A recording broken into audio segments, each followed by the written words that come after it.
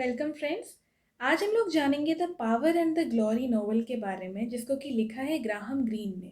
Graham green England के एक major writer और जर्नलिस्ट थे और उन्होंने इस नॉवल को पब्लिश किया है 1940 में। बट इस नॉवल का जो सेटिंग है वो 1930s का समय है। 1930s के समय के बारे में ग्राहम ग्रीन ने डिपिक्ट किया है कि कैसे मेक्सिको में, जो कि एक नॉर्थ अमेरिकन कंट्री है, वहाँ पे एक स्टेट है टेबेस्को। तो मेक्सिकन गवर्नमेंट जो टेबेस्को की है वो कैथोलिसिज्म में बिलीव रखने वाले हर व्यक्ति को परजिक्यूट कर रहे हैं, मार रहे हैं। और इसी बारे में ये नॉवल है, जिसमें कि एक सेंट्रल कैरेक्टर है विस्की प्रीस्ट, जो कि एक कैथोलिक प्रीस्ट है। बट वो अपने धर्म में अडिग रहता है, वो नहीं स्टेट के ऑर्डर को मानता है, किसी और धर्म को नहीं एक्सेप्ट करता है, जैसे प्रोटेस्टेंट रिलीजन को एक्सेप्ट नहीं करता है, और अपने ही कैथोलिसिज्म में बिलीफ रखना चाहता है, जिस वजह से उसको पुलिस ऑफिशियल से हमेशा बचते रहना पड़ता है, भागते रहना पड़ता है नॉवल के थ्रू आउट। और यही उसके स्ट्रगल को, उसके जर्नी को डिपिक्ट करते हुए बहुत सारे फिलोसॉफिकल और स्पिरिचुअल क्वेश्चंस को एक्सप्लोर किया है ग्राहम ग्रीन ने। और ये जो टाइटल है the power and the glory, ये एक्चुअली एक क्रिश्चियन प्रेयर से लिया गया है। The Power and the Glory is a novel written by Graham Greene in 1940, a British author. The title refers a part of the Lord's Prayer expressing reverence for God's kingdom, power and glory. तो Christian जो prayer है वो है Hallowed be your name. Our Father who art in heaven, hallowed be your name. I know the prayer because I have studied in a missionary ICSE board school. So वहाँ पे एक prayer होता था, Our Father who art in heaven, hallowed be your name. Your kingdom come, your will be done, hallowed be your name. और इस prayer का जो last line है वो है For yours is the kingdom, the power and the glory, hallowed be your name. तो ये जो the power and the glory है ना, ये उसी prayer का last line है, उसी से ये लिया गया है ग्राहम ग्रीन ने। बट जब ये पहली बार यूनाइटेड स्टेट्स में पब्लिश हुआ था तो इसका टाइटल था द लेबिरिंथाइन वेज, यानी घुमावदार रास्ते। तो ये भी टाइटल एक तरह से सूटेबल है, क्योंकि इस नॉवल में आप देखेंगे कि कितना घुमावदार रास्ता ये विस्की प्रीस्ट को फॉलो करना पड़ता है, because he is escaping from the authorities. The story takes place in the Mexican state of Tabasco during the 1930s, a time when the Mexican government was cracking down on the Catholic Church, leading to the Cristero War. तो Mexican government जो है 1930s के दौरान सारे Catholics को परजिक्यूट कर रही थी।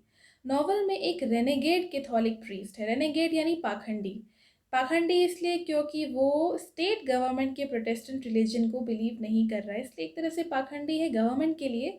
Often referred to as the whisky priest. और इसको विस्की प्रीस्ट हमेशा क्यों कहा जाता है, क्योंकि ये एक अल्कोहलिक भी है, शराबी भी है। Who is on the run in Tabasco, जो दौड़ रहा है टेबास्को में बचाते किससे? पुलिस ऑफिशियल से। The state has strict anti Catholic policies and priests are hunted down and executed. काफ़ी एंटी कैथोलिक स्ट्रिक्ट गवर्नमेंट है जो कि सारे कैथोलिक्स को मार रही है। प्रोटैगनिस्ट यानी सेंट्रल कैरेक्टर एक फ्यूगिटिव प्रीस्ट है, भगोड़ा प्रीस्ट, विस्की प्रीस्ट है, जो कि अपने फॉर्मर पेरिश में रिटर्न करता है, trying to minister to the marginalised people despite the risks. तो काफ़ी सालों बाद ये जो प्रीस्ट है, विस्की प्रीस्ट, ये अपने फॉर्मर कंट्री में आता है जहाँ पे ये एक प्रीस्ट था, और ये अपने लोगों को सेक्रामेंट्स एडमिनिस्टर कर रहा है। प्रीस्ट का काम क्या होता है? प्रीस्ट का काम होता है रिचुअल्स परफॉर्म करना, जो रिलीजियस सेरेमनीज है उसको ऑर्गेनाइज करना। तो वो अपने उन लोगों को मार्जिनलाइज्ड किस लिए? क्योंकि अब मेक्सिकन गवर्नमेंट जो टेबास्को की है वो कैथोलिक्स को मार रही है, तो वो एक तरह से मार्जिनलाइज्ड लोग हैं, जो कुछ बचे खुचे लोग हैं। तो रिस्क के बावजूद ये प्रीस्ट अपना वो काम करता है। He faces challenges such as the prohibition of alcohol, including wine, needed for mass celebrations. तो मास सेलिब्रेशन भी एक तरह का रिचुअल होता है क्रिश्चियनिटी में, तो उन सब चीज़ों के लिए इसको वाइन का रिक्वायरमेंट होता है, बट वो इसको प्रोहिबिट कर दिया जाता है सरकार की तरफ से। Priest encounters his daughter whom he fathered years ago but struggles with feelings of repentance and a desire to protect her from harm. तो क्योंकि एक प्रीस्ट है एंड प्रीस्ट जो है वो शादी नहीं करते हैं, इस वजह से जब ये अपनी डॉटर से मिलता है, इसकी डॉटर का नाम है ब्रिगिटा, और ब्रिगिटा जो है वो इलेजिटिमेट डॉटर है मारिया की। मारिया एक वुमन है जिसकी और प्रीस्ट के बीच में रिलेशंस की वजह से they have a daughter who is Brigitta. But क्योंकि ये एक प्रीस्ट है तो जब काफ़ी सालों बाद ये अपनी बेटी को देखता है तो इसको पश्चाताप होता है। एज अ प्रीस्ट ये अपने रोल के ऊपर मेडिटेट करता है कि इसने गलत किया, ऐसे ऐसे कुछ क्वेश्चंस इसके दिमाग में आते हैं। और ये क्या अपनी बेटी को देखकर ये फीलिंग्स ऑफ लव उसके प्रति आते हैं उसको, प्रीस्ट को, और फीलिंग्स ऑफ रिपेंटेंस भी आ रहे हैं, और साथ में उसको एक डिज़ायर है to protect her from harm, क्योंकि ये भी तो एक कैथोलिक लड़की है। तो प्रीस्ट जो है वो उसको बचाना चाहता है। द मेन एंटागोनिस्ट यानी जो मेन प्रोटैगनिस्ट यानी सेंट्रल कैरेक्टर, और सेंट्रल कैरेक्टर कौन है? Whisky priest. और एंटागोनिस्ट यानी दुश्मन, जो इस विस्की प्रीस्ट का दुश्मन है, जो विलन है इस स्टोरी का, नॉवल का। He is a morally upright police lieutenant who relentlessly pursues the priest। तो ये लगातार अथक प्रयास कर रहा है इस प्रीस्ट को पकड़ने का। The priest continues to help the poor and crosses into a neighboring state to escape the lieutenant's grasp। तो प्रीस्ट जो है वो इससे बच रहा है लगातार, और कहाँ चल जाता है? एक नेबरिंग स्टेट में चला जाता है बचने के लिए। Along the way he meets a mestizo who betrays him। mestizo यानी a person of mixed race, जिसका जो रेस है वो मिक्स्ड हो। जैसे कि कोई जो है, कोई भी पर्सन एक लाइन से आता है, एंसेस्ट्रल लाइन से आता है कि भाई ये उसके बेटे हैं, उस हेरिडिटरी लाइन से आ रहे हैं। बट मेस्टिजो यानी मिक्स्ड, यानी अगर हो सके कि मदर है वो किसी और लाइन से है, फादर कोई और लाइन से, तो the person will be a mestizo, mixed race का हो जाएगा। और ये जो पर्सन है ये धोखा देता है, he betrays the priest leading to a trap set by the lieutenant. यानी कहता है कि हाँ हम तुम्हारी हेल्प करेंगे, तुमको शेल्टर देंगे, बट एक्चुअली ल्यूटेनेंट से मिला हुआ रहता है और इस प्रीस्ट को पकड़वाना चाहता है ल्यूटेनेंट से। Despite the lieutenant's admiration for the priest, he decides to have him executed for being a perceived threat। तो ल्यूटेनेंट जो है वो एंड में आप देखेंगे कि पर्सनली इसको कोई इल विल नहीं है प्रीस्ट के लिए एज अ मैन, बट क्योंकि वो सरकार का आदमी है, ऑफिशियल है, और उसका काम है ऐसा करना, और वो काफ़ी डेटरमिन्ड है अपने पर्पस को लेके, क्योंकि ये जो ल्यूटेनेंट है वो अपने करियर में एडवांस करना चाहता है। तो वो डिसाइड करता है कि क्योंकि ये एक डेंजर है, एक थ्रेट है गवर्नमेंट के लिए, कंट्री के लिए, तो इसको एग्जीक्यूट कर दिया जाना चाहिए, इसको मार दिया जाना चाहिए। In the final chapter, it seems the province is free of priests, but a covert priest arrives in the capital and a faithful Catholic woman agrees to hide him। तो फाइनल चैप्टर में आपको ऐसा लगेगा कि भाई previous की priest को तो एग्जीक्यूट कर दिया गया है, तो अब इस प्रोविंस में कोई भी कैथोलिक प्रीस्ट नहीं है। बट एक कोवर्ट प्रीस्ट, एक नया दूसरा कैथोलिक प्रीस्ट कैपिटल में आता है, और एक फेथफुल कैथोलिक वुमन जो है वो उसको छुपाने के लिए राज़ी हो जाती है। Other notable characters in the story include. तो इस नॉवल में कौन कौन से कैरेक्टर्स हैं जिसके बारे में आपको पता होना चाहिए? मारिया, जो कि एक वुमन है जिसके साथ प्रीस्ट का अफेयर रहता है। ब्रिगिटा उन दोनों की डॉटर है। पैड्रे जोस एक प्रीस्ट है जो कि गवर्नमेंट के ऑर्डर्स को फॉलो करके वाइफ एक्सेप्ट कर लेते हैं। एक्चुअली होता क्या है कि पहले सरकार सबको ये ऑफ़र देती है कैथोलिक प्रीस्ट्स को कि आप लोग जो हैं वो सेलिबेसी को रिनाउंस कर दीजिए। सेलिबेसी यानी ब्रह्मचार्य, यानी प्रीस्ट जो होते हैं वो ऐसा ओथ लेते हैं चर्च में कि they won't marry in their life. But यहाँ पे क्योंकि मेक्सिकन गवर्नमेंट कैथोलिसिज्म को चाहती है, पूरी तरह आउटलॉ कर चुकी है, तो वो इन लोगों से कहते हैं कैथोलिक प्रीस्ट से कि आप लोग जो है वो वाइफ एक्सेप्ट कर लीजिए, the government will provide you and you have to take a wife and आपको पेंशन भी मिलेगा। बट उसके एवज में आपको क्या करना होगा? आपको कैथोलिसिज्म को रिनाउंस करना पड़ेगा। Now you are not going to follow your religion and आप कोई भी प्रीस्टली ड्यूटीज़ को परफॉर्म नहीं करेंगे। उसके बाद तो पैड्रे जोस जो है ना वो ऐसा ही एक प्रीस्ट है जो कि गवर्नमेंट के ऑर्डर को ओबे करके वाइफ एक्सेप्ट कर लेता है। मिस्टर टेंच एक डिससेटिस्फाइड इंग्लिश डेंटिस्ट है। कैप्टन फेलोज एक इंग्लिश प्लांटेशन ऑनर है। एक्चुअली इसका बनाना का प्लांटेशन रहता है कैप्टन फेलोज, और इसका नाम कोरल भी है। कैप्टन फेलोज का नाम कोरल भी है, और ये प्रीस्ट को शेल्टर देता है। मिसेस फेलोज जो कि कैप्टन की डिजीज्ड वाइफ है। कोरल फेलोज उनकी एक डॉटर है। और चीफ ऑफ पुलिस, ल्यूटेनेंट का जो सुपीरियर है, वो पर्सनल मैटर्स में ज़्यादा फोकस्ड है। तो लेफ्टिनेंट किसके लिए काम कर रहा है? सरकार के लिए काम कर रहा है। और लेफ्टिनेंट के ऊपर का जो आदमी है हाई रैंक का, वो है चीफ ऑफ पुलिस। तो ये सारे कैरेक्टर्स आपको पता होने चाहिए। अब आते हैं setting. The novel is set in Mexico during the 1930s, a time when the Mexican government was fiercely persecuting the Catholic Church and banning religious practices.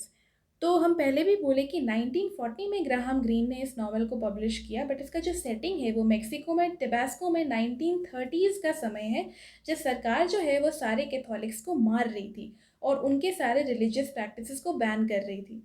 Protagonist जो है वो एक अननेम्ड विस्की प्रीस्ट है जो कि हमेशा अथॉरिटीज से भाग रहा है और स्ट्रगल कर रहा है कि वो अपने फेथ, अपने कैथोलिसिज्म रिलीजन को लगातार मान सके हॉस्टाइल एनवायरनमेंट में। हॉस्टाइल यानी अनफ्रेंडली और violent.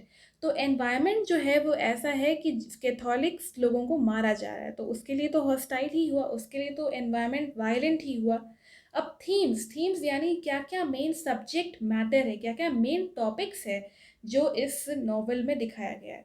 Novel explores themes of redemption यानी पाप मुक्ति, फेथ विश्वास, guilt and the nature of sin पाप की प्रकृति।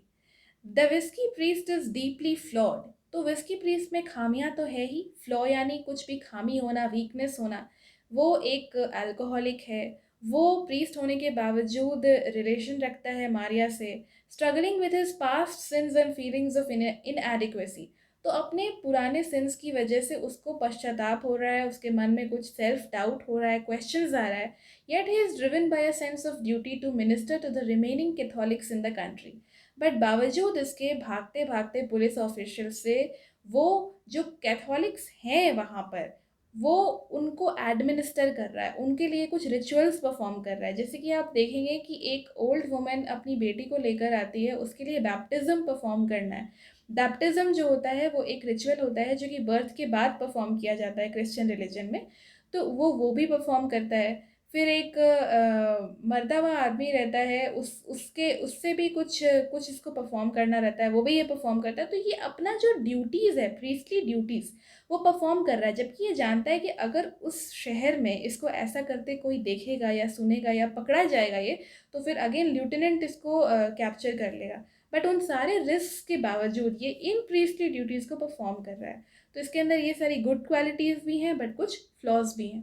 Religious persecution. The novel vividly portrays the Mexican government's crackdown on the Catholic Church. Vividly यानी realistically।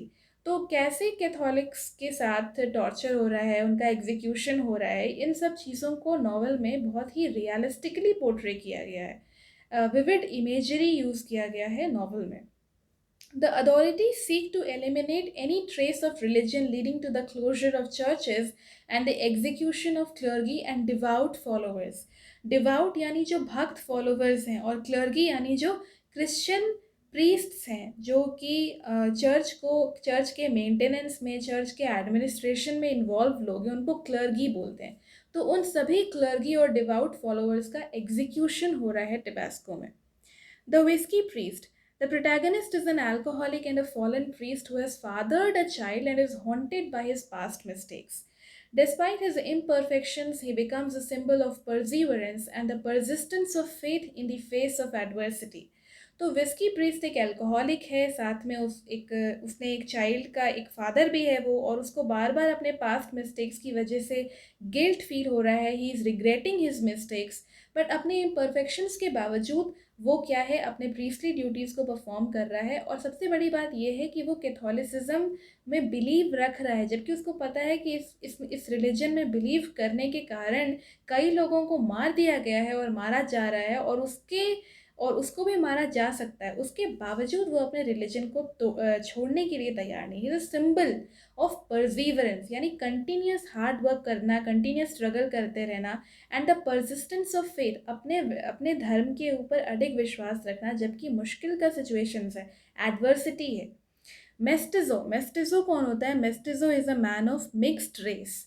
Another significant character is a mestizo man who is both an antagonist and a representation of the human struggle between good and evil. He is determined to capture the whiskey priest for personal gain, but his motivations and actions evolve throughout the novel. तो ये जो person है mestizo, वो एक symbol है कि कैसे इंसान जो है वो अच्छाई और बुराई से स्ट्रगल करते रहता है हमेशा। कई बार बुराई की तरफ भी जाता है बट फिर घूम फिर के अच्छे रास्ते पे भी आ जाता है। तो मेस्टिज़ो उसी चीज़ का एक सिंबल है, क्योंकि ये पर्सनल गेन के कारण व्हिस्की प्रीस्ट को लिeutenant से पकड़वा देना चाहता है। लेकिन कई बार इसका जो मोटिवेशन और एक्शन दिखाया गया है नॉवल में, उससे आपको लगेगा कि ये अच्छाई की तरफ भी जा रहा है। तो इसका कैरेक्टर कैसे इवॉल्व होता है, ये सिंबॉलिक है स्ट्रगल का between good and evil for every human being. The pursuit, pursuit यानी search. As the whiskey priest evades capture, he encounters various individuals who either help or betray him, highlighting the complexity of human nature and the moral dilemmas they face. यानी कि whisky priest जब भागते रहता है police official से बच के, तो कई सारे लोग उसकी मदद भी करते हैं बट कुछ लोग उसको धोखा भी देते हैं। तो ये जो डाइवर्सिटी है लोगों के बीच में, जो लोगों का नेचर अलग अलग होता है, ये दिखाते हैं कि ह्यूमन नेचर बहुत कॉम्प्लेक्स है और किस किस तरह का मॉरल डिलेमास लोग अपने जीवन में फेस करते हैं। रिडेम्पशन एंड सैक्रिफाइस, रिडेम्पशन यानी पाप मुक्ति।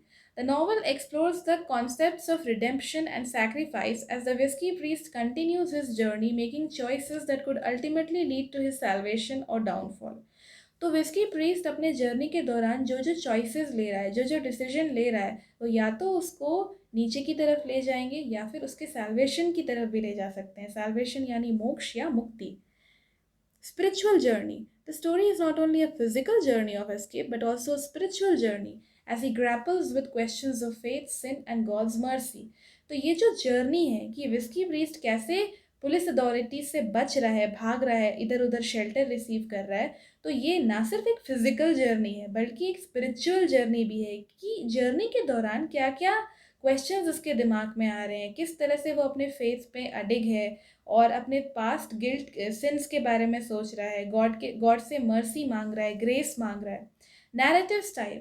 Graham Greene's writing style is often characterized by its moral ambiguity and psychological depth. He presents complex characters and situations that challenge the reader's perceptions of right and wrong. तो इन्होंने characters को बहुत ही humane तरीके से दिखाया है, तो बहुत साइकोलॉजिकल डेप्थ के साथ दिखाया है कि इंसान के दिमाग में क्या क्या चलता है जब एडवर्सिटीज़ वो फेस करता है। तो कैसे सही और गलत के बीच में इंसान झूलते रहता है, कैसे अपने पास्ट एक्शंस के बारे में रिकलेक्ट करता है और सही होना चाहता है। ये विस्की प्रीस्ट के थ्रू भी दिखाया गया है और अभी एक मेस्टिज़ो कैरेक्टर हम लोग देखिए उसमें भी दिखाया गया है। तो साइकोलॉजिकल लेवल पे बहुत डीपली अपने कैरेक्टर्स को क्राफ्ट किया है ग्राहम ग्रीन ने। The Power and the Glory is considered one of Graham Greene's finest works and has received widespread critical acclaim for its compelling storytelling and profound exploration of human nature and spirituality. तो ये काफ़ी popular novel है, Graham green का one of the finest works है जिसको कि critical acceptance मिला है, अप्रिशिएशन मिला है क्योंकि इनका स्टोरी टेलिंग का टेक्निक बहुत ही अच्छा है और इस नॉवल में उन्होंने डेप्थ में एक्सप्लोर किया है ह्यूमन नेचर के बारे में और स्पिरिचुअलिटी, आध्यात्मिकता के बारे में। तो अब ओवरऑल पावर एंड ग्लोरी जो है वो एक थॉट प्रोवोकिंग नॉवल है that delves into the complexities of faith, moral dilemmas and the human spirit amidst a backdrop of religious persecution and redemption. तो थॉट प्रोवोकिंग नॉवल है जो delve करता है, डेल्व यानी गहराई में जाना, to go into the depth. किन किन चीज़ों के गहराई में जा रहा है ये नॉवल कि फेथ का, किसी धर्म में विश्वास रखने का क्या कॉम्प्लेक्सिटी होता है, क्या मॉरल डिलेमा होता है, धर्म संकट कि भाई अपने धर्म में बिलीव रखने के कारण मरने की नौबत आ गई है, बार बार हर जगह बचना पड़ रहा है और किस तरह रिलीजियस परसिक्यूशन का सिनेरियो है, धर्म के नाम पे लोगों को मारा जा रहा है। मेक्सिकन गवर्नमेंट ऐसा कर रही है टेबास्को में 1930s में। तो फ्रेंड्स ये जो है ना, ये पावर एंड द ग्लोरी का एक ब्रीफ आउटलाइन है, कैरेक्टर्स है, थीम्स है। इसका जो डिटेल्ड समरी है will see it in the next video. Okay, thank you friends, hope you like the video.